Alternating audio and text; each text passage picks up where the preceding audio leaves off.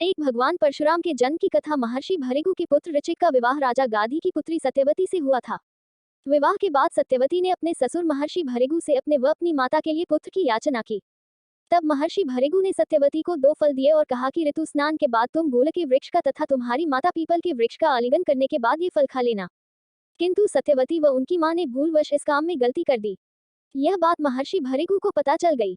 तब उन्होंने सत्यवती से कहा कि तूने गलत वृक्ष का आलिंगन किया है, इसलिए तेरा पुत्र ब्राह्मण होने पर भी क्षत्रिय गुणों वाला रहेगा और तेरी माता का पुत्र क्षत्रिय होने पर भी ब्राह्मणों की तरह आचरण करेगा। तब सत्यवती ने महर्षि भृगु से प्रार्थना की कि मेरा पुत्र क्षत्रिय गुणों वाला न हो, भले ही मेरा पौत्र पुत्र का पुत्र ऐसा हो।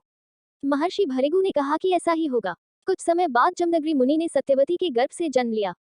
इनका आचरण ऋषियों के समान ही था। इनका विवाह रेणुका से हुआ। मुनि जमदग्नि के 4 पुत्र हुए, उनमें से परशुराम चौथे थे। इस प्रकार एक भूल के कारण भगवान परशुराम का स्वभाव क्षत्रियों के समान था।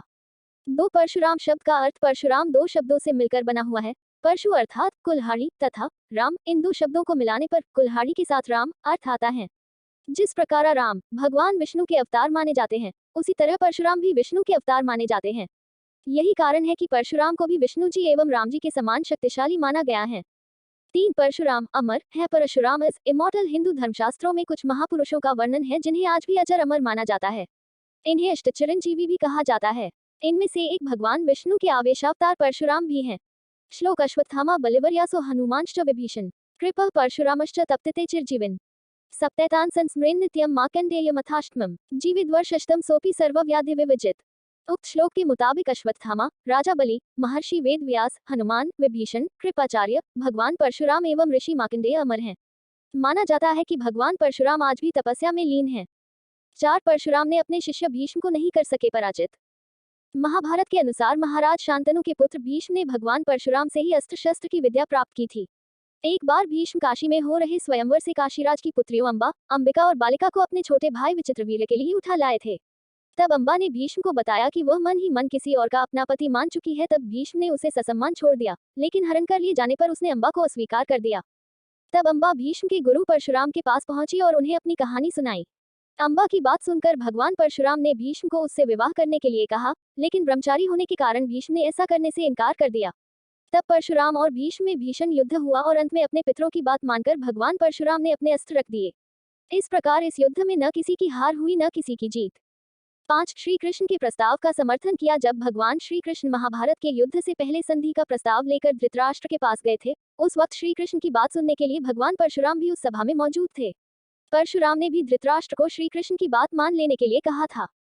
6 श्रीराम से नहीं हुआ था कोई विवाद। गोस्वामी तुलसीदास द्वारा रचित श्री रामचरितमानस में वर्णन है कि भगवान श्रीराम ने सीता स्वयंवर में शिव धनुष उठाया और प्रत्यंचा चढ़ाते समय वह टूट गया। धनुष टूटने की आवाज सुनकर भगवान परशुराम भी वहां आ गए। अपने आराध्य शिव का धनुष टूटा हुआ देखकर वे बहुत क्रोधित हुए और वहां उनका श्रीराम व लक्ष्मण से विवाद भी हुआ। जबकि वाल्मीकि रामायण के अनुसार सीता से विवाह के बाद जब श्रीराम पुनः अयोध्या लौट रहे थे, तब परशुराम वहां आए और उन्होंने श्रीराम से अपने धनुष पर बाण चढ़ाने के लिए कहा। श्रीराम ने बाण धनुष पर चढ़ाकर छोड़ दिया। यह देखकर परशुराम को भगवान श्रीराम के वास्तविक स्वरूप का ज्ञान हो गया और वे वहां से चले गए। 7 क्यों किया माता का वध। एक बार परशुराम की माता रेणुका स्नान करके आश्रम लौट रही थी। तब संयोग से राजा चित्ररथ भी वहां जलविहार कर रहे थे। राजा को देखकर रेणुका के मन में विकार उत्पन्न हो गया। उसी अवस्था में वह आश्रम पहुंच गई। जमदग्नि ने रेणुका को देखकर उसके मन की बात जान ली और अपने पुत्रों से माता का वध करने को कहा, किंतु मोहवश किसी ने उनकी आज्ञा का पालन नहीं किया। तब परशुराम ने बिना सोचे समझे अपने फरसे से उनका सिर काट डाला। ये देखकर मुनि जमदग्नि प्रसन्न हुए और उन्होंने परशुराम से वरदान मांगने को कहा। तब परशुराम ने अपनी माता को पुनर्जीवित करने और उन्हें इस बात का ज्ञान न रहे ये वरदान मांगा। इस वरदान के फलस्वरूप उनकी माता पुनर्जीवित हो गईं। 8 क्यों किया कार्तवीर्य अर्जुन का वध। एक बार महेशमती देश का राजा कार्तवीर्य अर्जुन युद्ध जीतकर जमदग्नि मुनि के आश्रम से निकला। तब वह थोड़ा आराम करने के लिए आश्रम में ही रुक गया। उसने देखा कामधेनु ने बड़ी ही सहजता से पूरी सेना के लिए भोजन की व्यवस्था कर दी है, तो वह कामधेनु के बछड़े को अपने साथ बलपूर्वक ले गया। जब यह बात परशुराम को पता चली तो उन्होंने कार्तवीर्य अर्जुन की 1000 भुजाएं काट दी और उसका वध कर दिया। 9 इसलिए किया क्षत्रियों का संहार। कार्तवीर्य अर्जुन के वध का बदला उसके पुत्रों ने जमदग्नि मुनि का वध करके लिया। क्षत्रियों का ये नीच कर्म देखकर भगवान परशुराम बहुत क्रोधित हुए और उन्होंने कार्तवीर्य अर्जुन के सभी पुत्रों का वध कर दिया। जिन जिन क्षत्रिय राजाओं ने उनका साथ दिया, परशुराम ने उनका भी वध कर दिया। इस प्रकार भगवान परशुराम ने 21 बार धरती को क्षत्रिय विहीन कर दिया।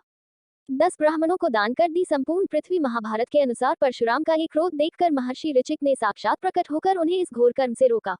तब उन्होंने क्षत्रियों का संहार करना बंद कर दिया और सारी पृथ्वी ब्राह्मणों को दान कर दी और स्वयं महेंद्र पर्वत पर निवास करने लगे। 11 परशुराम का कर्ण को श्राप। महाभारत के अनुसार परशुराम भगवान विष्णु के ही अंशावतार थे। कर्ण भी उन्हीं का शिष्य था। कर्ण ने परशुराम को अपना परिचय एक सूतपुत्र के रूप में दिया था। एक बार जब परशुराम कर्ण की गोद में सिर रखकर सो रहे थे, उसी समय कर्ण को एक भयंकर कीड़े ने काट लिया। गुरु की नींद में विघ्न न आए ये सोचकर कर्ण दर्द सहते रहे, लेकिन उन्होंने परशुराम को नींद से नहीं उठाया। नींद से उठने पर जब परशुराम ने ये देखा तो वे समझ गए कि कर्ण सूतपुत्र नहीं बल्कि क्षत्रिय है। तब क्रोधित होकर परशुराम ने कर्ण को श्राप दिया कि मेरी सिखाई हुई शस्त्र विद्या की जब तुम्हें सबसे अधिक आवश्यकता होगी, उस समय तुम वह विद्या भूल जाओगे।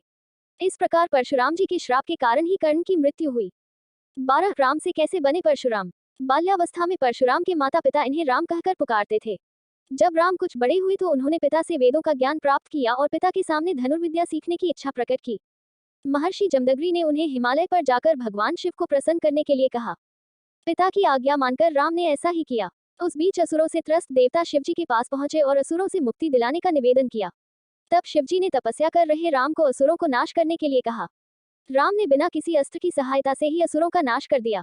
राम के इस पराक्रम को देखकर भगवान शिव ने उन्हें अनेक अस्त्र शस्त्र प्रदान किए। इन्हीं में से एक परशु फरसा भी था। यह अस्त्र राम को बहुत प्रिय था। इसे प्राप्त करते ही राम का नाम परशुराम हो गया। 13 फरसे से काट दिया था श्री गणेश का एक दांत। ब्रह्मवैवर्त पुराण के अनुसार एक बार परशुराम जब भगवान शिव के दर्शन करने कैलाश पहुंचे तो भगवान ध्यान में थे। तब श्री गणेश ने परशुराम जी को भगवान शिव से मिलने नहीं दिया। इस बात से क्रोधित होकर परशुराम जी ने फरसे से श्री गणेश पर वार कर दिया। वह फरसा स्वयं भगवान शिव ने परशुराम को दिया था। श्री गणेश उस फरसे का वार खाली नहीं होने देना चाहते थे, इसलिए उन्होंने उस फरसे का वार अपने दांत पर झेल लिया, जिसके कारण उनका एक दांत टूट गया। तभी से उन्हें एक दंत भी कहा जाता है। 14 ये थे परशुराम के भाइयों के नाम। ऋषि जमदग्नि और रेणुका के 4 पुत्र थे, जिनमें से परशुराम सबसे छोटे थे।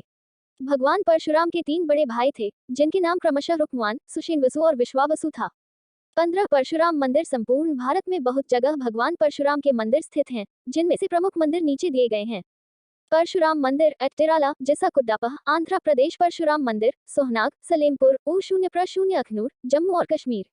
कुंभलगढ़, राजस्थान। महगढ़, महाराष्ट्र। परशुराम मंदिर पीतमबरा, कुल्लू, हिमाचल प्रदेश। जनपद हिल, इंदौर, मध्य प्रदेश। इसे परशुराम का जन्म स्थान माना जाता है। परशुराम कुंड, लोहित जिला, अरुणाचल प्रदेश में स्थित है। मान्यता है कि इस कुंड में परशुराम ने अपनी माता का वध करने के बाद यहाँ स्नान कर अपने पाप का प्रायश्चित किया था।